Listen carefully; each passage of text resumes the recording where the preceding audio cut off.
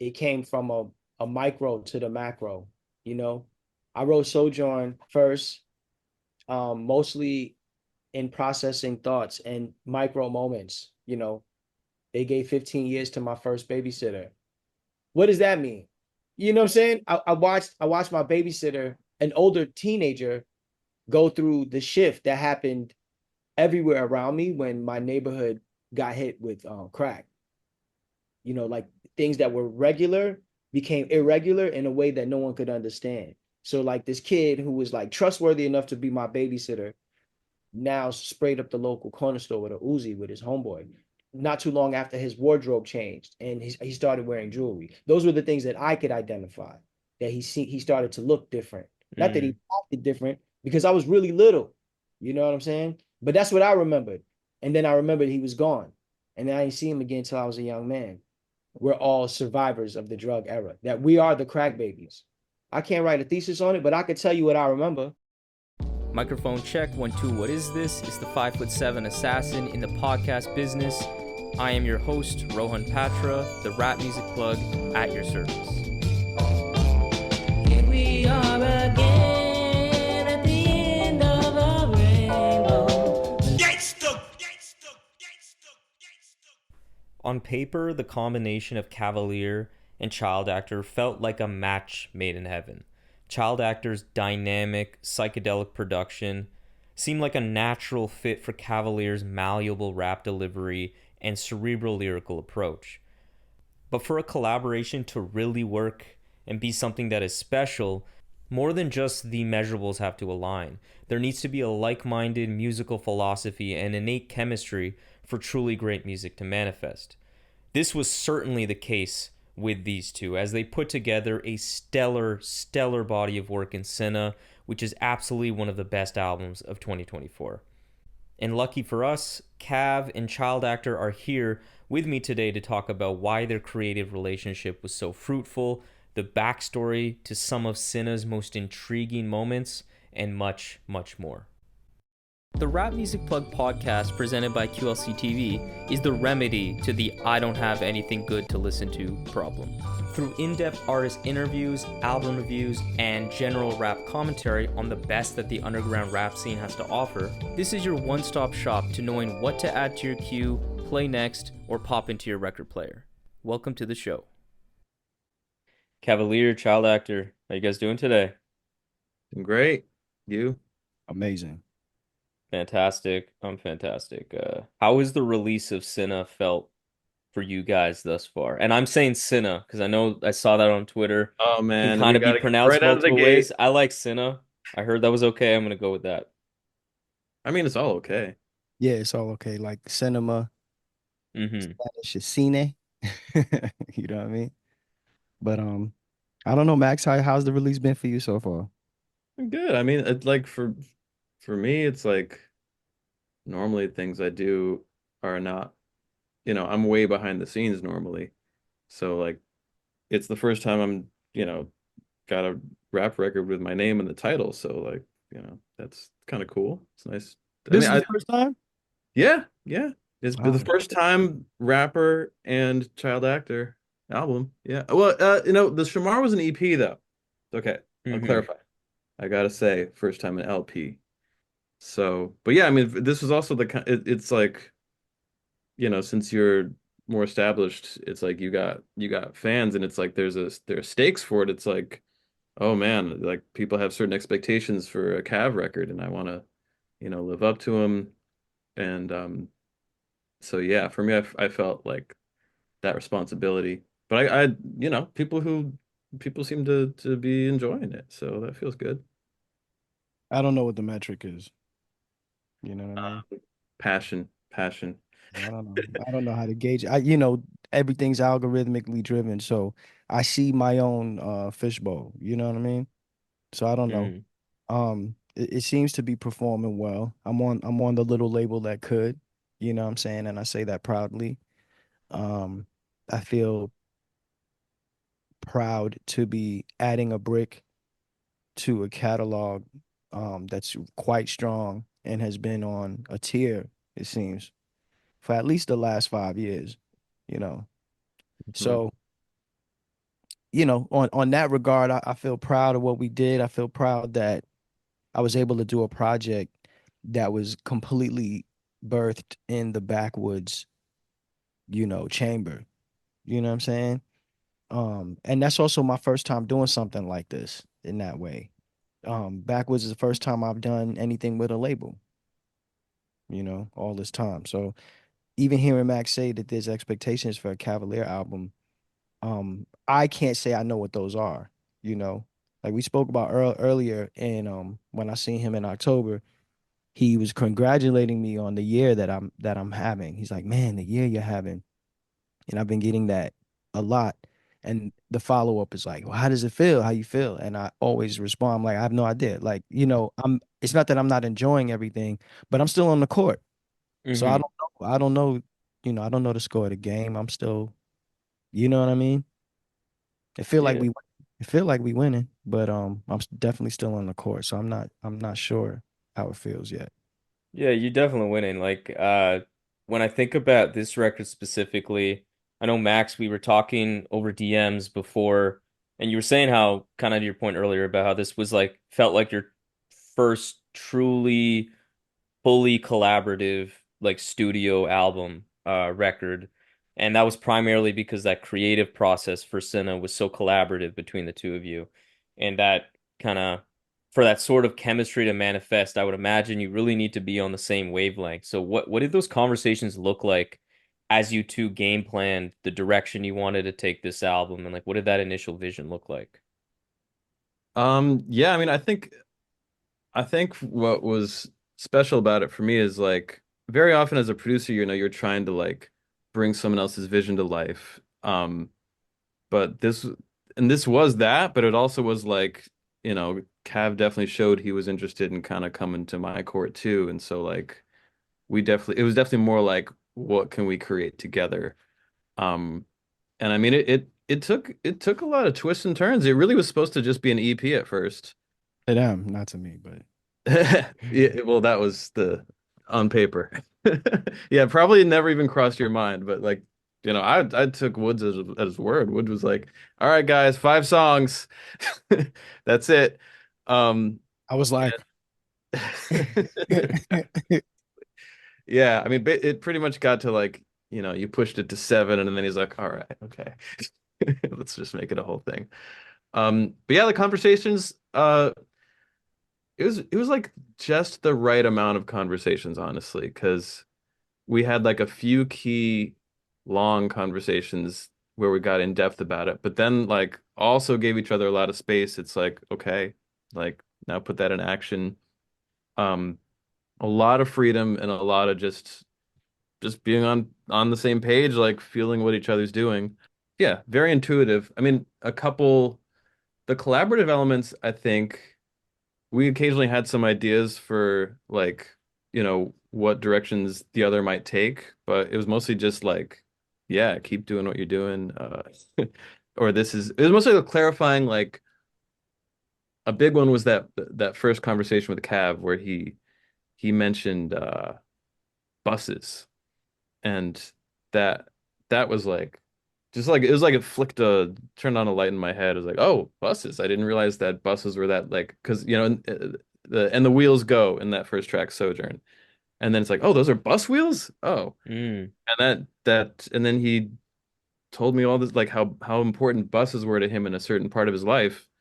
And I'm like, oh, okay, we can just kind of make that maybe a something that runs throughout the record. And in a lot of ways, probably more than well, maybe more than anyone notices, there's bus themes in the sound throughout the record, and that felt cool to me. it's definitely like, um, I'm a student of this rap thing, and there's like lineage in this project that goes back before me meeting Max in person because I went on tour with Quelle in 2022, and I told Bessie Elucide's record was part of our road soundtrack. That and Oliver Rothstein's album. That's how I heard about Oliver Rothstein. I obviously knew Chaz. I knew Elucid already, but we bumped the I Told Bessie record through the East Coast run, particularly of that tour, summer of 2022, around when it came out. So I love that record. And I felt that was my introduction to child actors production, at least consciously, because I felt like that was a cornerstone of the record. That and Pudge, 100%. yeah, that and Pudge's Betamax. I gotta shout out Pudge and Well, Betamax that track is crazy. because and Pudge was our tour DJ, so there was already this kind of close feeling on that run, and it was a moment. With that being the score on the tour for part of the tour, um, and me putting together the cornerstone of the sound, I must have asked Quelle, like, yo, okay. And Quelle said something like, oh man, I'll send you a pack, you know, I'll send you a pack of child actor beats. It's like something like that. And 50 Bags wrote itself. Like it just came to me. And I was like reciting it for Quelle in the green room of one of the shows. And I think he sent the video, You sent me that video. That child was actor. He was like, this what Cav acting like on your shit. You know what I'm saying? So I yeah. was like, oh, okay, that's the thing. And I loved the 50 Bags record, period. I just love that record, and I love the reaction it got from Quelle and everybody else internally because I got this thing with the homies, like, do it like you're doing it for your niggas. Hmm. So if they not feeling it, y'all ain't never gonna hear it. You know what I'm saying? So I saw their response and I was like, oh, this is the thing. Hmm. This is the thing. So much so that the vocals, the version of 50 Bags on different type time. That's the demo that I cut. But everybody's like, you got to keep that. Like that wasn't done in the studio. That was done in my crib, you know? And the engineer was like, whatever nightmares come with mixing it, we just gonna have to approach that because everyone was like, keep the tape. And after that, Max sent me a pack of beats and I responded. I was like, these are dope, but I don't even know what I'm like. I got a bunch of shit. The release date was still being scheduled. There was a lot happening or in the behind the scenes. And I do my best to be considerate to producers and their time. I get a lot of beats and stuff, music sent to my inbox, sent to my manager. You know, it's overwhelming, and I also don't want to hoard anyone's music. Rappers have a very entitled way of acting sometimes, especially East Coast rappers, they think it's all for them, and I don't want to do that to people. So I responded, I was just like, yo, these are fire, like, but I don't even know yet, you know, what to do or any plans, but I'm just communicating, you know what I'm saying? Letting you know what it is. But before I even after telling him that, what he didn't know is that Sojourn had already written itself for me in my head, you know? So when we spoke and I was sharing him the buses, it was because something about that song unlocked like all of these things like from a specific window in my life that I didn't talk about much.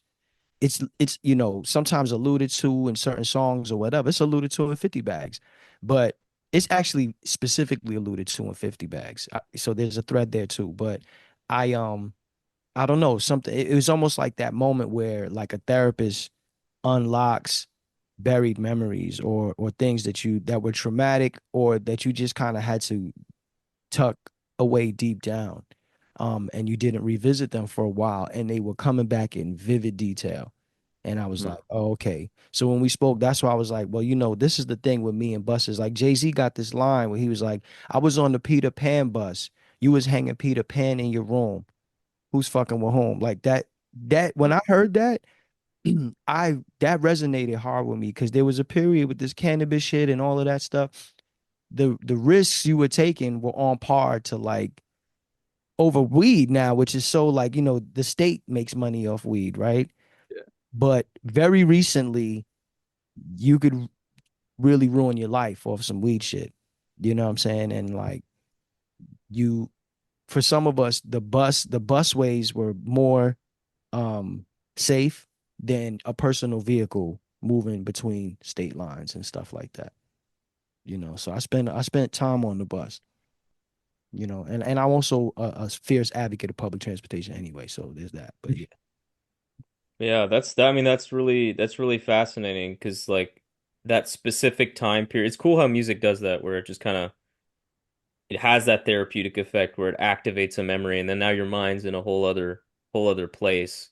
Why do you feel you were able to connect so strongly as a duo when it came to like developing chemistry within your styles? What's your blood type, Max? I don't even know, honestly. I don't know. Hey, I got blood taken yesterday. I was like, man, I forgot to ask my type again. I'm I not. don't know, man. It's I can't call it, yo. I don't, how do you it's hard to map out chemistry, right? But I will say, and Max spoke to this earlier, so many of the conversations were terse because literally, like I would say something and it would be like, oh, yeah, you there you go, you get it already. I didn't even have to say nothing. Yeah. Like, oh, like it was so much of that, like recognition or reflection, whatever you want to call it, where like, yeah, very intuitively, a lot of things just made sense. And I purposely was like, I'm not forcing anything other than to make the recording sessions. That was the only thing I forced, right? Like to stay on top of flight schedules. And there were days where I flew into New York for just one day. You know what I mean? But I was committed to that was I chose that route to be committed to the process and doing it under backwoods, resources. But the creative part, I would have a conversation with it would be like, oh, exactly, man, exactly. Like it was kind of like that, you know. Yeah, sometimes it's like, okay, we shouldn't talk more about this because we get it. We don't want to like get, we want to preserve that feeling of discovery.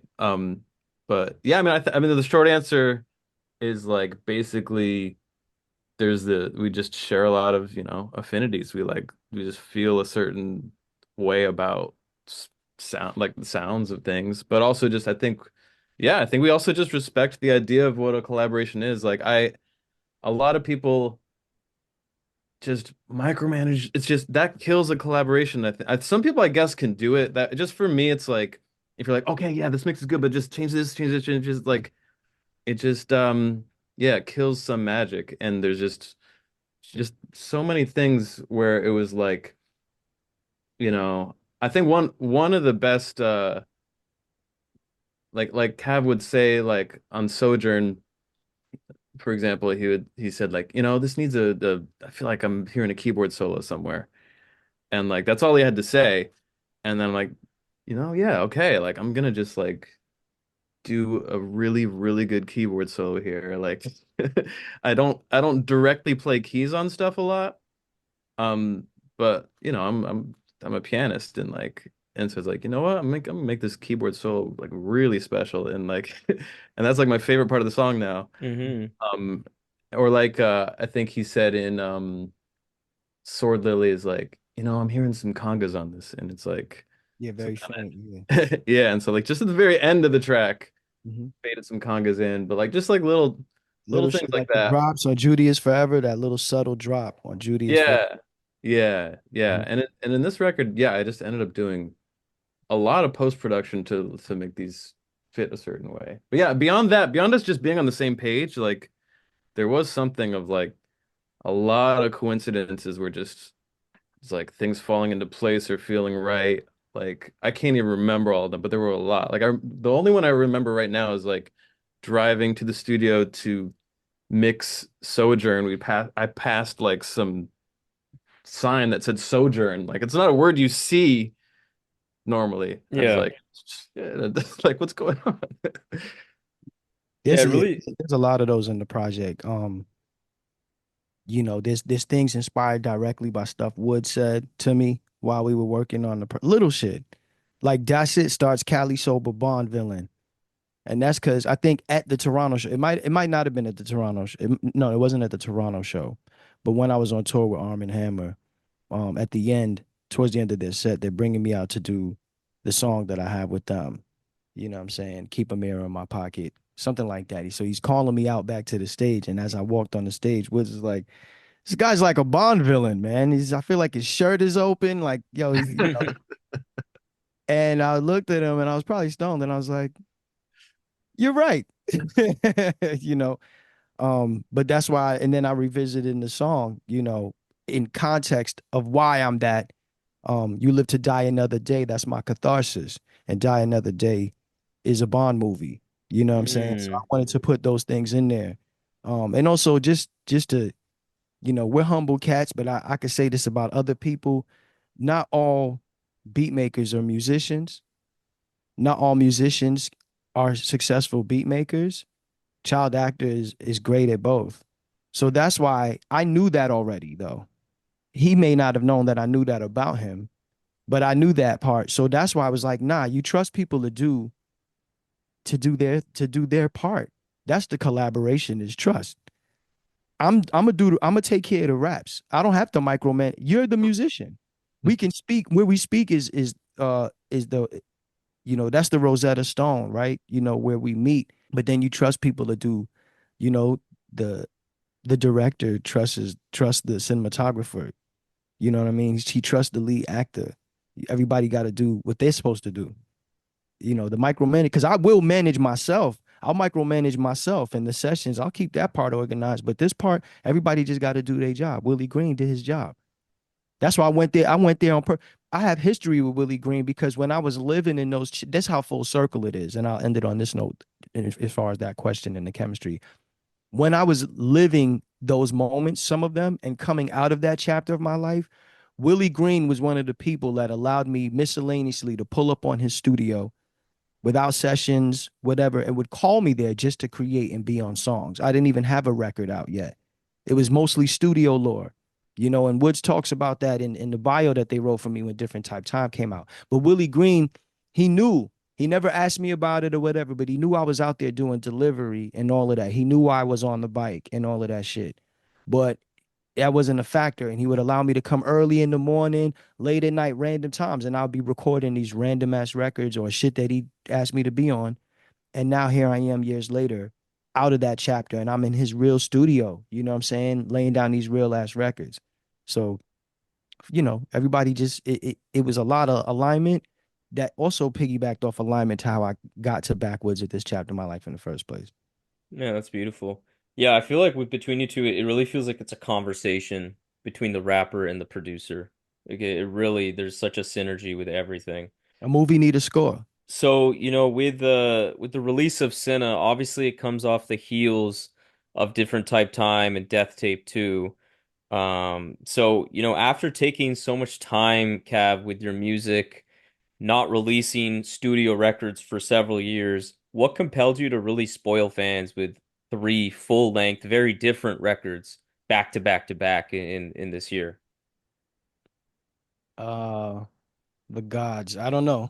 The thing is, so all right, several. The word several. I don't know if several. Does several mean seven or more?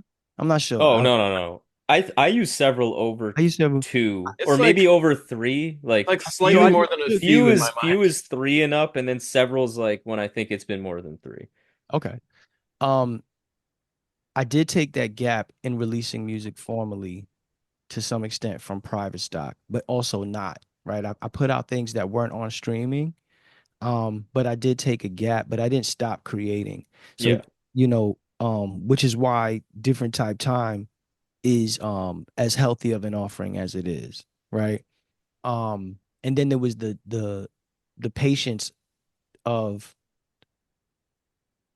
releasing it within the timetable of Backwoods rollout and what we thought as a team would be best. So that pushed it back too. I had no idea Death Tape 2 was gonna come out this year. I had no idea we was gonna make it. Just like I had no Mm. idea we was gonna make Death Tape 1. Death Tape is an unplanned, was an from from its inception, was never planned, the Death Tape series. Quelle was wise enough to make it a series when we made Death Tape 1, but we didn't plan to make Death Tape 1, nor did we plan to make Death Tape 2. So the Death Tape series has proven to be the byproduct of pure artist inspiration and their need to create things that help them heal, grow, discover, and relate to the world. You know what I'm saying? So we just happened to do one again this year.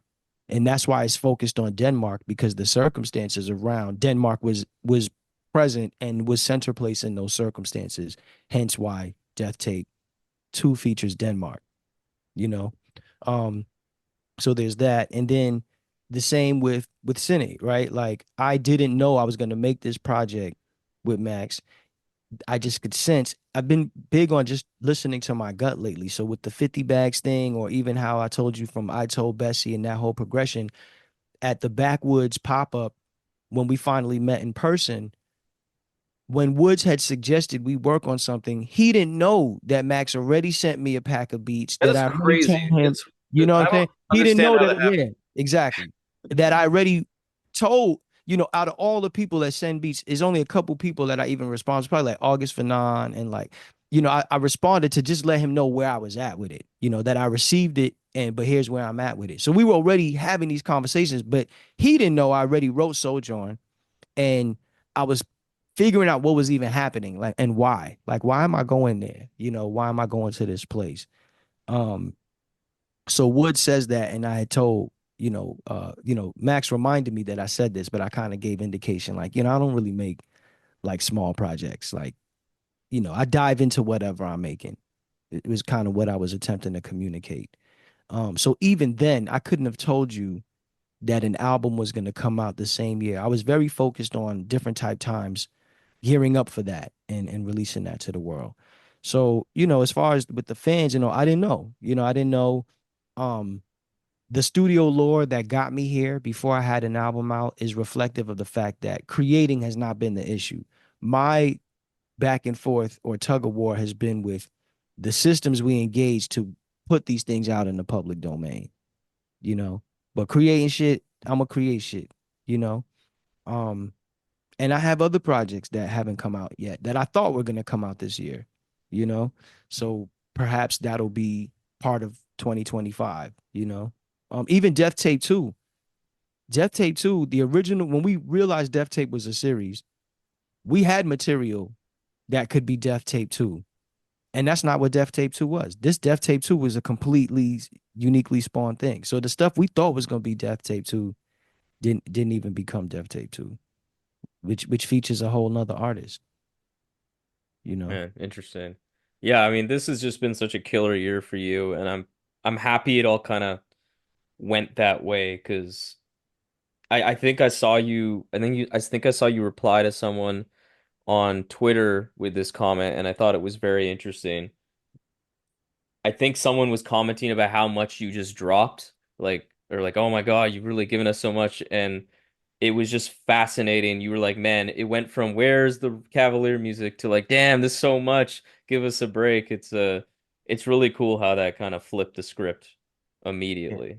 It's a delicate balance though for me. You know, I want everything I release to matter and I want it to have impact.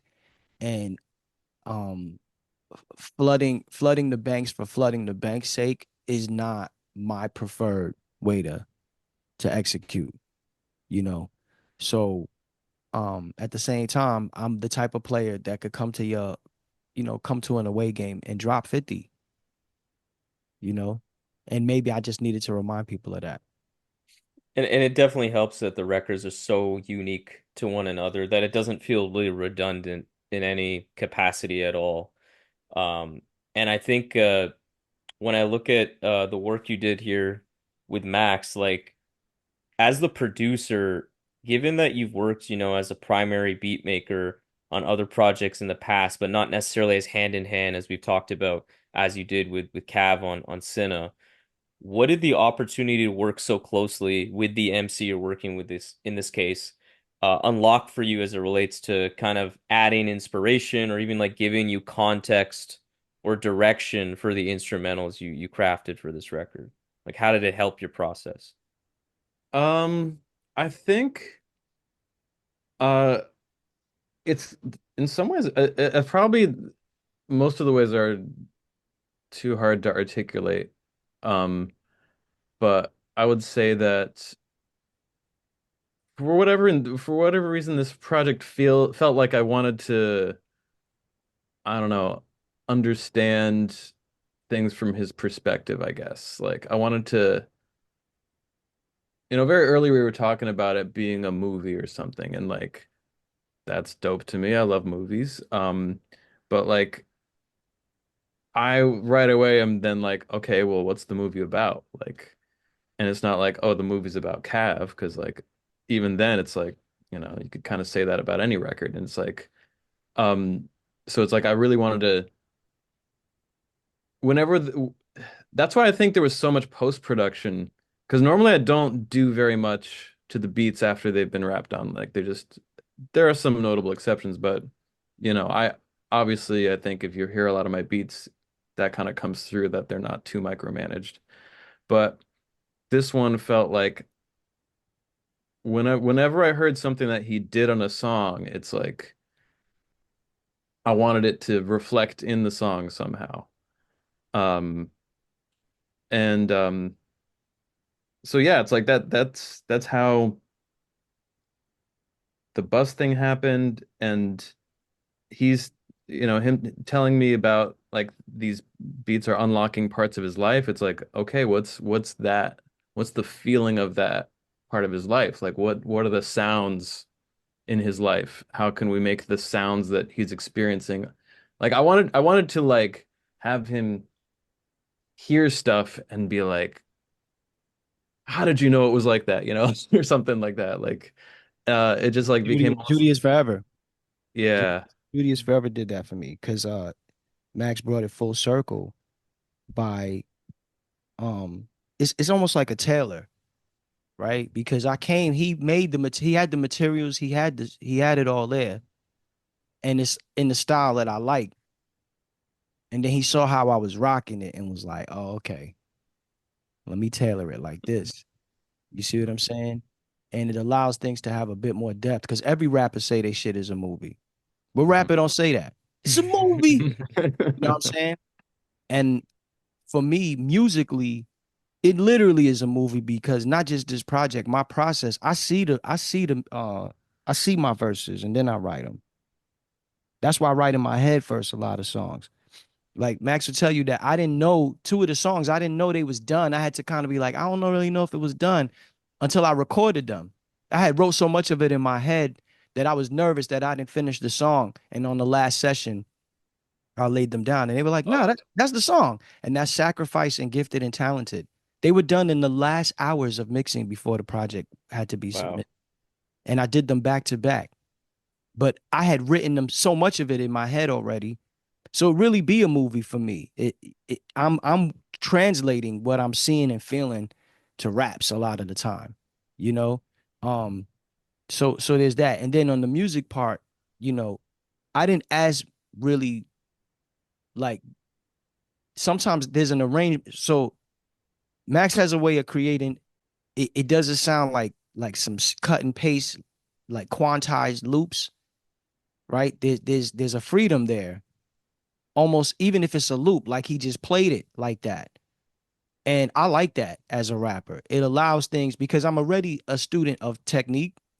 But when you take technique and form and you've mastered it, part of the job as an artist is to stretch it and to break it and to recombinate it or to test it to its limits, or to make people not realize that they were being tested by it. Like, what's the time signature on Gifted and Talented, right? But I'm rapping on it. You see what I'm saying? And also, I rap in key, and I think about stuff like that when I deal with certain producers because rapping in key is a thing too. You Could know, you explain that again? I think we talked about this last time you were here, but could you just give a summary what it means to rap in key? like the key to music will be the timbre of my voice or whatever will be, Hmm. or my approach a lot of times will be in the same, and complementary. It complements the key of the music. Yeah, I mean, my interpretation is like I don't think it always is like often like literally it will be like, in the key of like in terms of like you'll be actually having like notes in your voice that are matching. But I think it even goes beyond that. Like it just sits in that harmonic space. It's like customized, and then if you take that out of it, you hear it when you hear remixes of Cav, like if you key into it, it's like there's something about it that feels a little different in that way. It's hard to articulate, but when you hear it, it's like, oh yeah. I mean, Sacrifice, I think, is the most obvious example because he's he's got that actual singing style in there too. Um, but yeah, there are less obvious examples too. I love that kind of point about the harmonics because like your beats are a particular kind of canvas for rappers, I think, to showcase like their flow, but like more specifically intonations and kind of things like that. And while Sacrifice is one of the examples where it's like more obvious, where it's more explicit, like truly melodic, I feel like I've always appreciated that with Cavalier's music and your raps that like there is always this like ebb and flow rhythm, kind of waltz almost that you do over beats like all the time that I feel on this record it really showed off like tremendously. Like it's very malleable. And I hear that I think maybe because of the beats of Child Actor, like it was allowing you like on a gifted and talented to just really do crazy things and find a way to make it work. As like so, but from your perspective, like how did these specific beats like challenge you and make you like influence the direction you took, the way you approach these rhymes? They have texture. I like texture, but particularly for I think I like texture when talking about things in the past. It's like film grain, you know what I'm saying? And I like warmth in music. I tend to lean towards warmer sounding beats in a way. Um, so I think, yeah, it just also too, so filmmaker Shaka King, the song Judy is Forever is an homage to his mother. And that brother is someone that's very close to me in my life. He's like the closest person I have to a brother, like a real brother. We have that interplay in other parts of our lives. So every piece of music, every album I've ever put out, Shaka has had something to do with it in some way. He's the person that put me on to Quelle. You know, he used to make beats for me when I first started, right? And, whatever it is, but in some way, he's the person that told me to rap on Garvey's Ghost. In the process of his mom transitioning, I had asked him to help me choose some of the beats for the project. And I was letting him know which ones I was feeling, and we were comparing notes on which ones matched. And a lot of them matched. But he also told me to rap on that beat for Judy that became Judy is Forever. That was one of the ones he chose. And the song came that song was like Sojourn, where it came to me immediately. I saw a film that he made that he showed all of us that was at his mother's memorial service. The film was personal, it was endearing, it was beautiful, and we were all crying essentially, at this wonderful memorial service. But really what moved me on top of all of that was Shaka's decision in how he felt that film could be shared with anyone. Not in the sense that he promoted it, but he told me to send it to whoever I wanted to. And I sent it to people who didn't know Shaka at all, but who had recently lost a parent. And it resonated with them. And this was all happening while I was already dealing with this song in my head. I didn't even tell Shaka about it. He didn't know about it until till we were like a couple months from mixing the record, you know. But so I say that to say I look for I need to connect with the music in some kind of way, you know, because there's a lot of dope empty music out here in the world. Like sonically it's pleasing or it might even be catchy, but it don't necessarily move me, you know. So that's what I look for. If a possibility to be moved. Yeah, I mean that Judy's Forever is like unbelievable track. Like immediately goosebumps, like immediately just like yeah, it had me very, very like emotional for a first listen. Like when I first checked it out, and that beat was like perfect. It like fit that like the horns on that or the sax, I think He is didn't even this the know. You know instrument. what I'm saying? Like when Max made that beat already, right? Yeah. I didn't ask him to Yeah. change anything. I didn't ask him to change the arrangement other than be like, yo, put a little drop. Like that's literally maybe the only thing I was asked to Yeah, do. you're like, I like those drums. Make sure you have like 1 second where people can really hear the drums. Like that. And those You know? drums Yeah, hit like are special on that song. Like that actually is like one of the particular details I love about it. well, it's so funny because like now it honestly seems absurd after you hear that song to think that when I made the beat, it like didn't even occur to me that it was mournful in any way. Like that I if you asked me if it's mournful, I would be like, oh yeah, I can hear it being mournful. But like Not. at the It's not time, more. It's not more. That's the whole point. It's yeah, not, you know. yeah, like the drums have yeah, I mean those drums are hard. So like when I made that beat, I was like, yeah, man, like it's just feeling the power of that and something of that the way it slides down for where he's going. Don't forget Hmm. the coffee, cornbread. I mean that part was always already there, but that feels like you're descending into like inside something.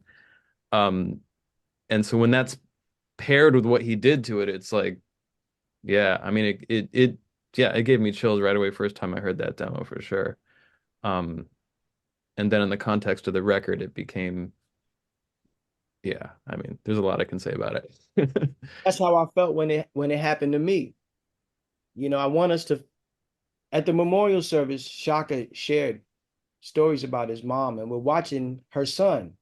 We're watching a son celebrate his mom, but we're watching a son teach us on a more empowering way to embrace grief, right? And honor someone that you love. That was what was struck me. And he told us that his mom would want us that she wanted to be helpful. That's part of her purpose was how she helped, she was a teacher, she was a playwright, she was many things that I mentioned in the song. And he essentially encouraged us to still call upon her to help us in the spiritual realm. If you practice traditional religions, ancestral reverence is a thing for most of the world. It's only the Western idea that it's like, nah, you don't acknowledge your ancestors. It's just you and some distant God, but also somehow they're saints and shit, or angels, or these other intermediaries, but they're very specific or whatever. No, you're not related to none of them. They're not people, but they are people. But it's like, it's all of that shit. But everywhere else in the world, people be like, yo, my great grandfather paved the way for us to be here, or whatever. You see what I'm saying? So he was reminding us that she would still want to be helpful, and he shared with us his own thoughts about how what would he leave for his mom at an offering at an altar space. What does my mom enjoy? And he was like, oh, I know, every day she wants this cornbread from this specific spot, and she has it with her cup of coffee, I guess whatever type of way. So when we left, they gave us things to commemorate her, and they gave us all this small piece of cornbread at the memorial service, and this was not a small memorial service, you know so that stuck with me. And I was already in here with the song in my head privately. And I was like, oh yeah, I want you to feel like how I felt leaving that place. Because it doesn't matter if you know the person or not. This is literally all of us are gonna be there in that spot at some point, you know? Yeah, I mean, there's such a distinct degree of intimacy and like earnest introspection on this record, as well as like the musical backdrop that adds to that like dream-like lucid atmosphere. Um, could you tell me more about the kinds of like ideas, feelings, or like messages you really wanted to get kind of put forward to listeners when they play this record? I'm not sure. I don't know if I approached it um top down like that. I think um it came from a micro to the macro, you know. I wrote Sojourn first, mostly in processing thoughts and micro moments. They gave 15 years to my first babysitter. Literally, just that. What does that mean? I was a little kid. You know what I'm saying? I watched my babysitter, an older teenager, go through the shift that happened everywhere around me when my neighborhood got hit with crack. Like things that were regular became irregular in a way that no one could understand. So like this kid who was like trustworthy enough to be my babysitter now sprayed up the local corner store with a Uzi with his homeboy. Not too long after his wardrobe changed and he started wearing jewelry. Those were the things that I could identify. That he started to look different. Not that he Mm, acted different because I was really little. You know what I'm saying? But that's what I remembered. And then I remembered he was gone. And then I didn't see him again until I was a young man. you know, wow. so or like, growing up with people in your building or neighborhood families.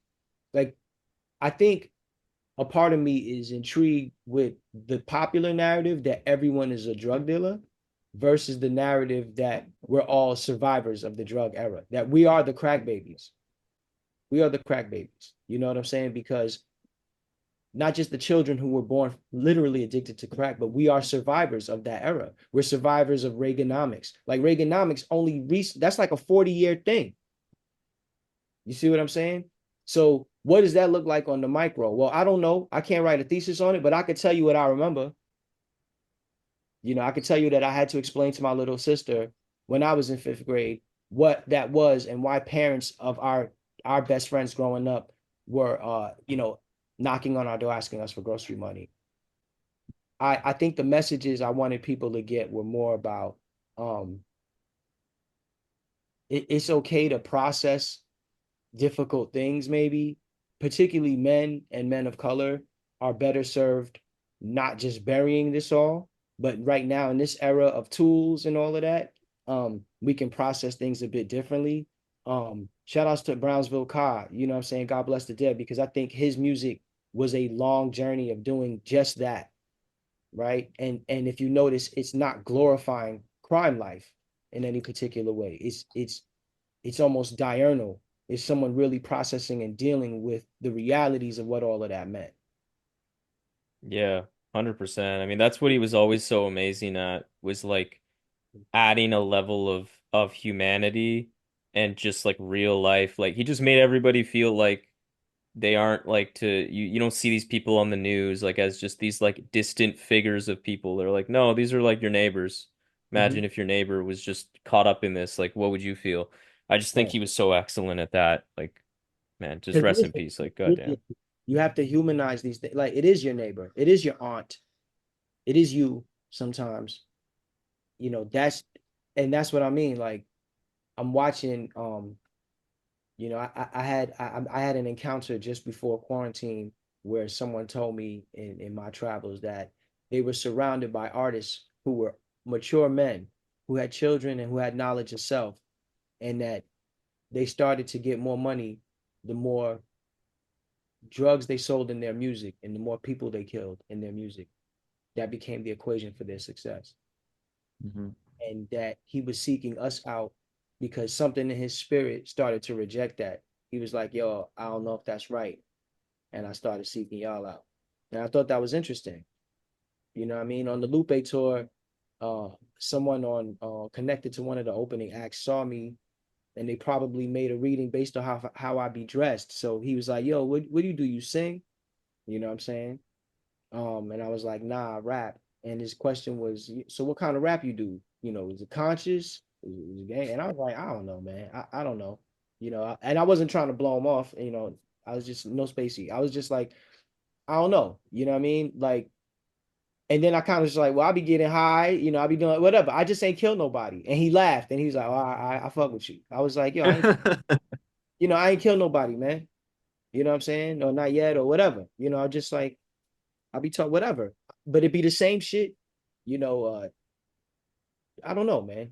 It's just funny how these things become like now you gotta like find somewhere to put it. But I guess it's in its approach. It's in the approach.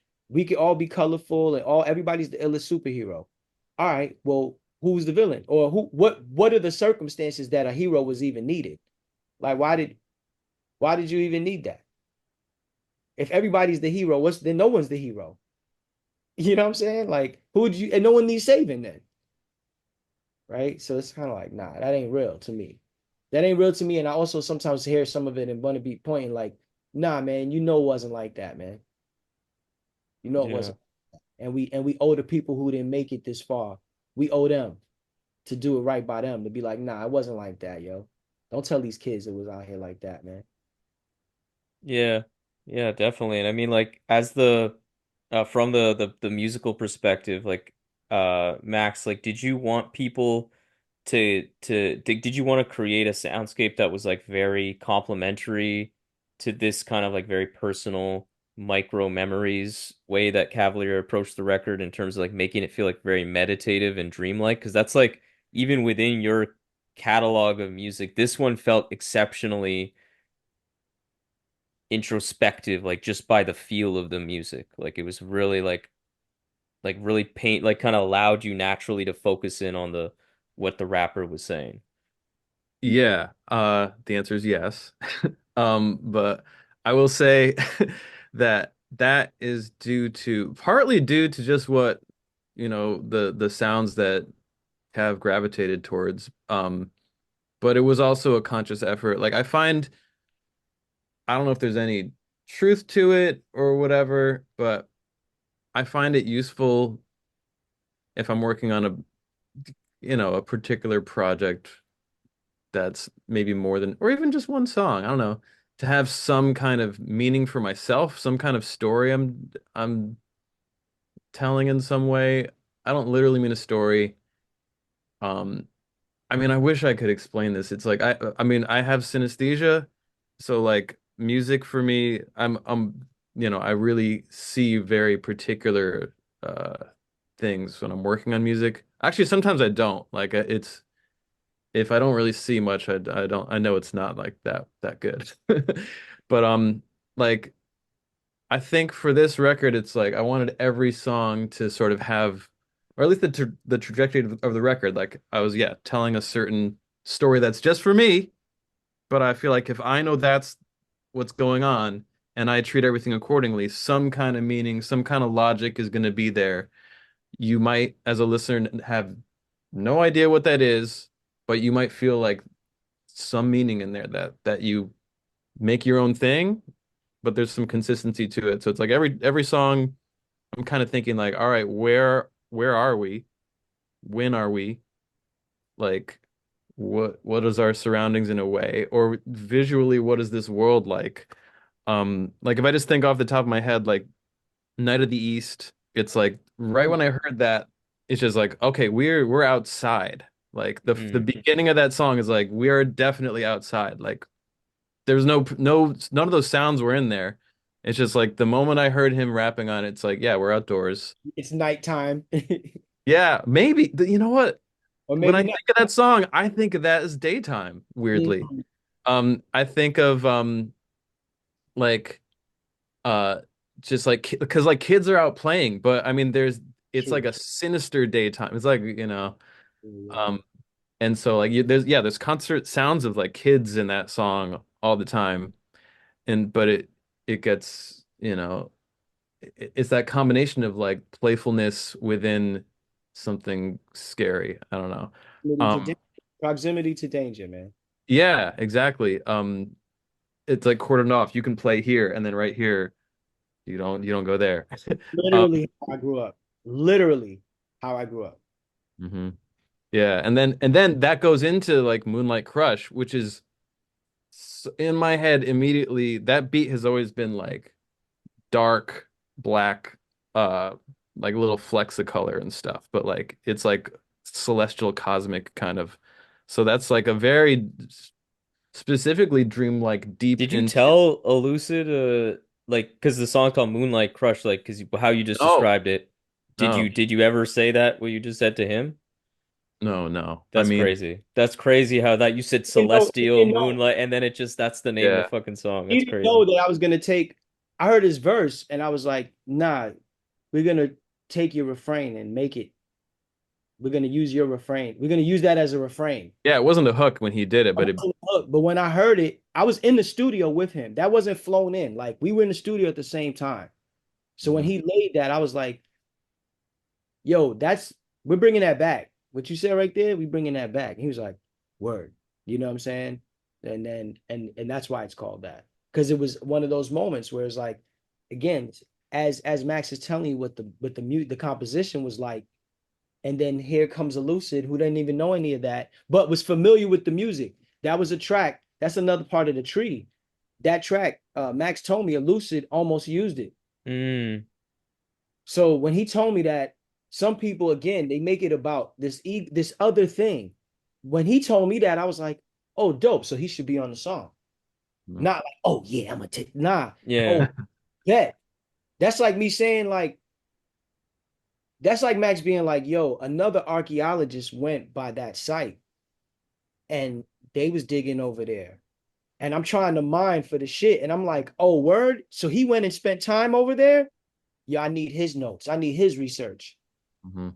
Because I'm trying to find the gem. I'm gonna find the gem. I'm not gonna make it like, oh, fuck that other fucking archaeologist. I gotta find it on my own, scratch.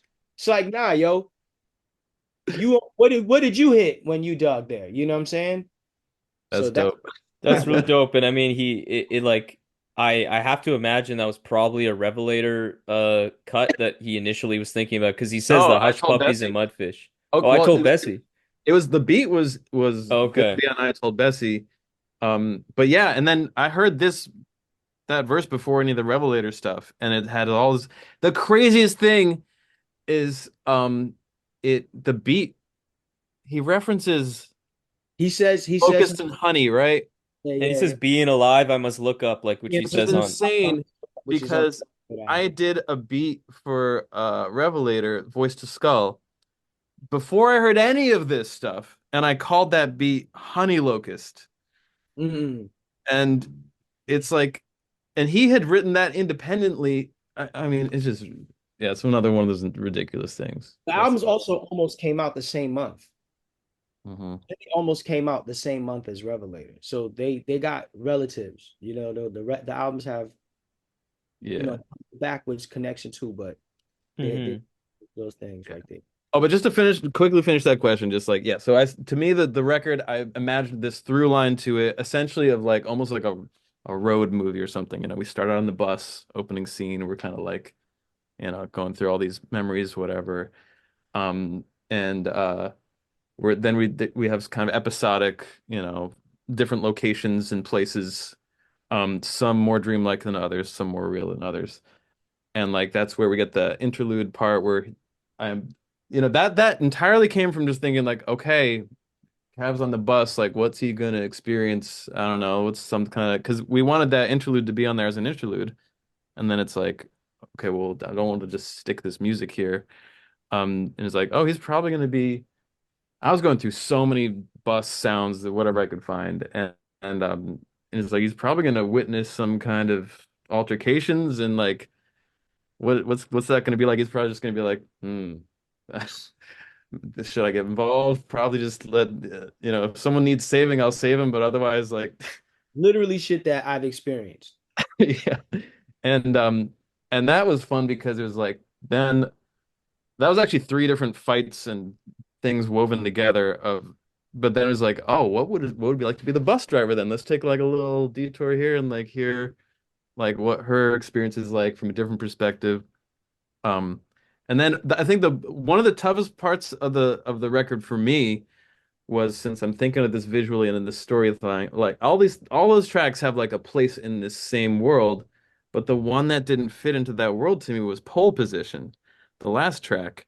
Um, and it was always like, how do we make this make sense in the record? Because it's like the song is it feels so good, um, but it doesn't at all give me the same kind of feeling as any of the other ones. And and so that was accomplished in the studio during the mixing week. And it was again, I had this idea of like Judy is ending. It turns into like background music. He's in the bus depot and it starts playing on the bus depot speakers. This is all, I don't think anyone is gonna I would love it if someone coincidentally thinks of it that way, but whatever. I hope someone comes up with a different story at least. And then he's like leaving from this bus depot, impossibly back into New Orleans and hearing the second line, you know, music at the end. But then it's like, okay, that could be like the end of the movie. And then it's like we're in this new reality. He pulls up to the studio, and Willie Green had all this stuff saved. Like, thank God. I mean, he just like keeps everything. I was like, oh, do you have like from what Cav just did of like recording that, like everything, not just what he rapped on, like Like him just me like, walking into the booth, yeah. yeah, that's Oh, the that was actual sound of actually him. just like Uh, real. Oh, Oh, okay, that it was that wasn't was. staged at all. Yeah. that's Oh, really the session. That's really the session, you know. Yeah, like so. Yeah, I got that. It's like we hear the door. That's the sound of him walking in, like saying, like, "All right, you know what I'm gonna do." Yeah, okay. Like he's like that's the, and so then like to me it's like okay, and now it's like we're in the present. Like that all just happened. He made it from the bus, and that maybe that bus was like taking him here to like this session or something. Like, um, To and me, then it's like, yeah, the connection there for me with pole position, I like that's why to me it had to be on the record was when you said it's not like anything else. to me, that's why it needed to be on the record because it was almost like the evidence to what I'm talking about. When we talk about like disenfranchised communities, we paint these pictures about like a world of just criminality. We forget that like regular kids live there, families, people, someone's watching a movie, like regular shit is happening in the midst of all of that, right? And and also the pace of how these things change, especially when you're always in proximity to danger, because you could leave a shootout and go to a birthday party. And that's literally shit that you know what I'm saying? Like, that's what it would be like. And there's also proximity in roles in society that are non-conventional and also outlier. So sex workers, people who sell narcotics, like people who are engaged with, guns or what, like they just, or not that, like you are a store owner in a bad neighborhood. Your property may be a puzzle piece in the interplay of just things that happen in your community that don't happen in other communities. So you have strange bedfellows all the time. You know somebody who's involved in this thing, or you are the person involved in this thing by day, but you're involved in this thing by night. And that's something I've been attempting to poke at consistently through my work. Mm-hmm. On the Chief album, I have a song called Watch and Learn. And in the visual, you see a man who sells traps out of his crib, but you're seeing it all from the perspective of his son. Because not every drug dealer is a millionaire in the hood. That you might be making the equivalent of a semi-decent wage. You just don't have a job you report to. Maybe you can't get a job that you report to. So you sell a little something on the side, or you got a little something on the side, quote unquote. You know, if you're a sex worker, are you a sex worker 24 hours a day, or are you also a mom sometimes? You know what I'm saying? Like, so that's why that song needed to be there. That's why the album cover is the way it is. It's like there's all of this is in that world too, right? Like when you lift the curtain, it's all types of stuff. Yeah. Yeah, I mean, I love the way you guys are describing that. I always thought of it initially as like a roll credit scene. It almost felt like especially because the tone shift between Judy's Forever and then Pole Position, which is much more just like kind of like fun and happy-go-lucky, if you will. Like it's so catchy, first of all, just like so catchy. Um, I It almost reminded me of like in Bollywood, they have something the concept of an item song, which is like at the end of the movie, there's just a big like singing number that is And like super everyone over the top and everything. and the singing number. Everyone is in it. Yeah. Mm. Exactly. Like it brings in, it's just kind of like, and then the credits often like sometimes kind of play in at that point as well. And like you mentioned, the visuals too, like are phenomenal.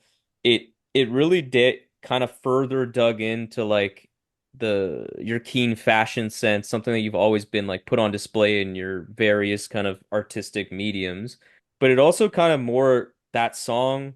There's also many lines on this record, as well as like on past records too where I really keyed into it on this album where it's clear to me that you are good at talking about romance in a way that's not slimy.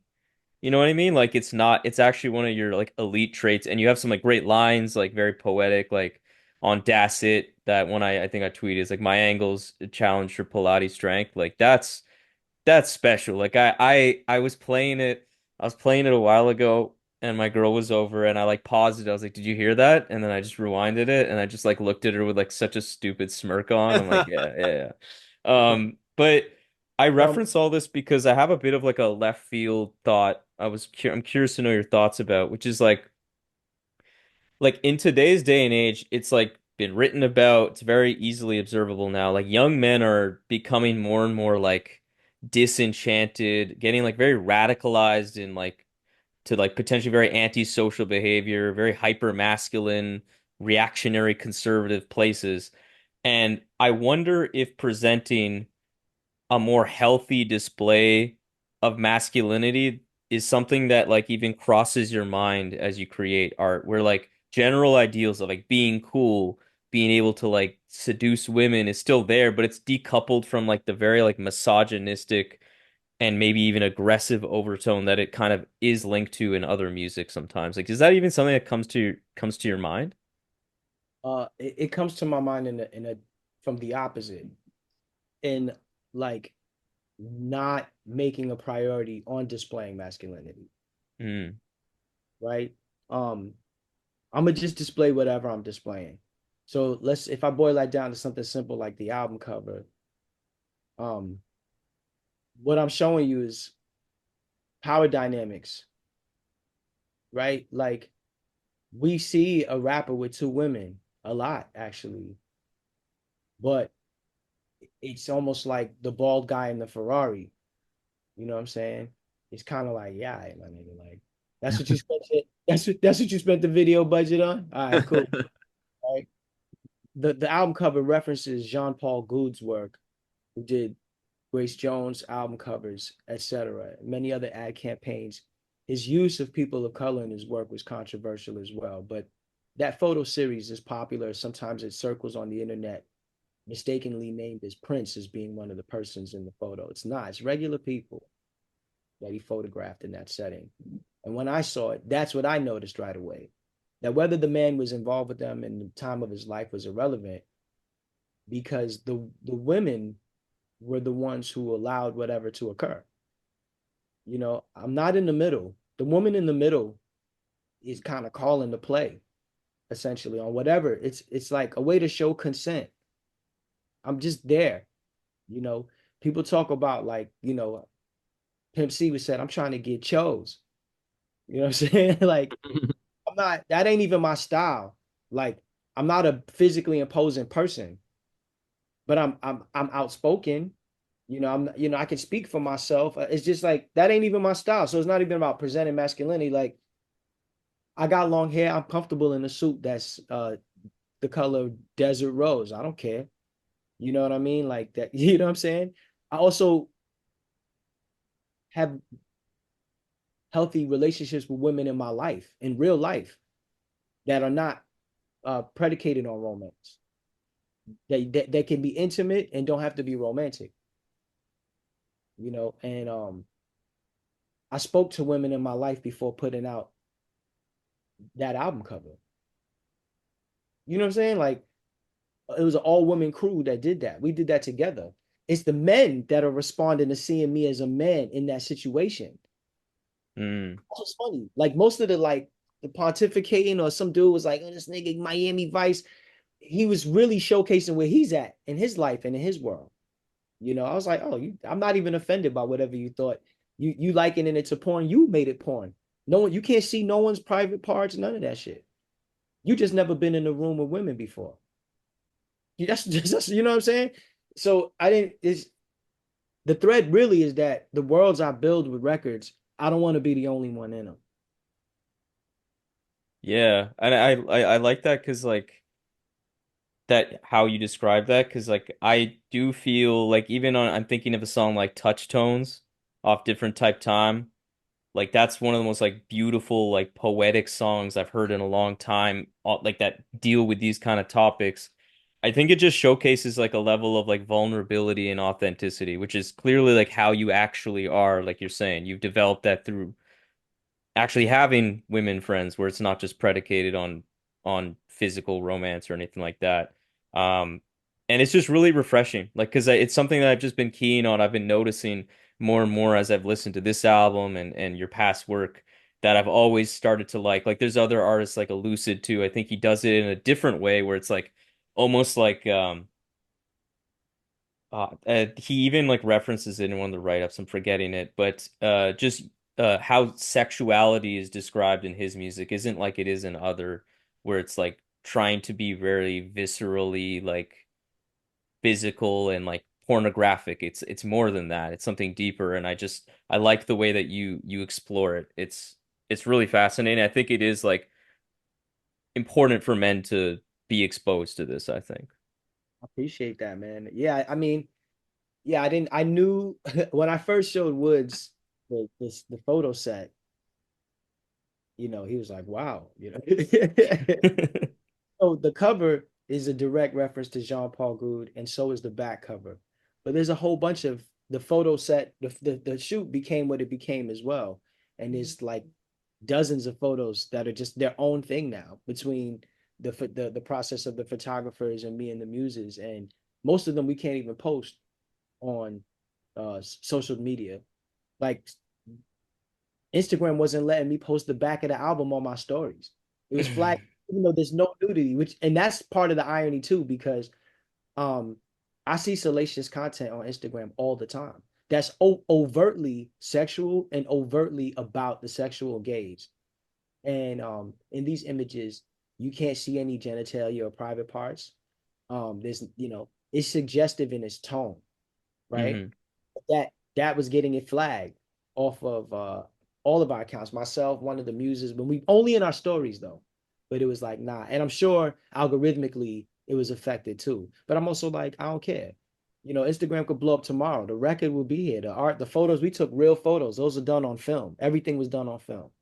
The trailer was done on 8 millimeter film. It really exists. The vinyl, that's really a voice etched into the, so it was real because it was real experiences that inspired it all. So I don't care. I didn't care if I was taking screenshots of Instagram flagging it, and I would post that in the stories.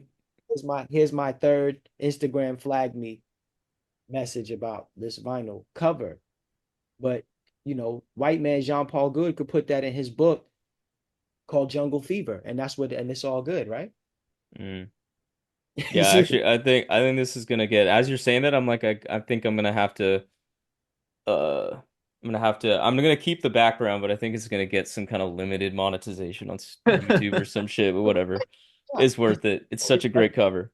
Nothing is showing, you know what I Yeah, we have mean? to Yeah. blur out Cav's abs on that. This is also the long journey. When I did private stock, one of the critiques I got was we're not seeing enough of you in your videos. It's like, oh, okay, I just made 5 short films, one of which is in film festivals all around the world, and the critique is about how I didn't make it a work of vanity because y'all keep looking at it like it's music videos. But I stopped rapping at the camera 10 years ago. You know what I'm saying? So I've been exploring that space parallel to me pushing myself as an MC. Like, yo, what am I delivering to you in combination? When all these platforms are increasingly synesthetic in the sense that they're selling you audio with visual cues because the music be free a lot of the times. You Hmm. pay a subscription, it's whatever. That's what I'm saying. It's like all pushing you to be very empty. It's like leaning that way. And I'm like, nah, let's overpour them. That's so that it's not like that. So that there's other components for you to fall into that are part of the storytelling in the worlds that we build. Yeah, well said. Upcoming projects or like tour dates, merch. I don't think there's gonna be much projects to speak of. You guys have been really hard at work, but anything to call out that you want people to look out for? Sure, I do have tour dates coming up. I'm not sure when this airs, but early December, um, I will be on tour with Quella in Denmark in the Northeast, Philly, DC, New York, Boston, not in that order. So cavwins.com/tour for those dates. There may be there's rumored murmurs of me making more appearances with Lupe Fiasco. Shout outs to Lupe. He allowed me to join. Crazy. It's on the Samurai tour recently, and now that's been a beautiful experience. I ran into people who were fans of the record. I was actually performing with him when CINE dropped, and the first response I got was from a brother in India because he got it so many hours ahead. So he was Mm. sound check for the Lupe Samurai show, and he's like, "Yo, man, Judy is forever." I'm like, "How do you even know this song?" Yo, I'm in India. Like, I was like, "Oh shit, I've been in India," so we talking, and it. But anyway, yeah. So tour dates coming, different type time vinyls. There are still some vinyls there. Rhyme Sayers has some, I believe, as well. CINE vinyl is out. There's CDs of CINE. There are cassettes and CDs of different type time. There will be a Death Tape 2 vinyl before the year is out. It may even be available in time for the tour dates. Fingers crossed with the Mercury reggae tone. So yeah, I guess 3 records did come out this year. And shout outs to my brother Raz Fresco, yo. I got a whole project with Raz Fresco. We thought we were gonna drop it this year. It's looking like we're gonna drop it in 2025. He's also been on an amazing tier. That's a brother that he's the like I said, there's artists who flood the banks for no reason. But if Raz Fresco records 10 albums in a year, none of them is gonna be whack. None of them is gonna be fodder. You know, that dedicated. You know what I mean? So, we're navigating how we'll release that project. So we'll see what happens. There's some things we're cooking, talking about 2025, but too early to speak on because I don't even know where it's going. Nice, nice. Looking forward to that Raz Fresco record for sure. For sure. One of my favorite verses I wrote is on in recent time is on that verse, is on that project. Nice. Max, what about you? Yeah, stuff will come out. I'm not really sure when. There's one thing I can guarantee is gonna come out in the first few months, that I did like half of. But yeah, I can't really talk about a lot of stuff, but I don't know. I mean, honestly, a lot of stuff just happened to come out this year. I don't know if next year is gonna have as much stuff. I hope so. But remains to be seen. Cav and I might actually share the stage, at some point. So keep an eye out for that. Yeah. That's exciting. That's exciting. Well, this was a great conversation. CINE is like such a vibrant record. Replayed it to death already.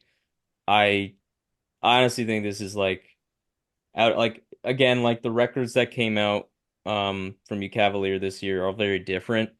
I love them all in different ways, but CINE I think is like the one that has like really hit me in a particular way, and it was just like expectations I knew would be gonna be good, but like this is like insane. Like this is like really like magical shit. Like it just seems like a perfect combination of like everything I want in production, everything I want in the raps, and yeah, it's brilliant. So just great fucking work, man. Great work. Thanks, man. Appreciate that. Back on it.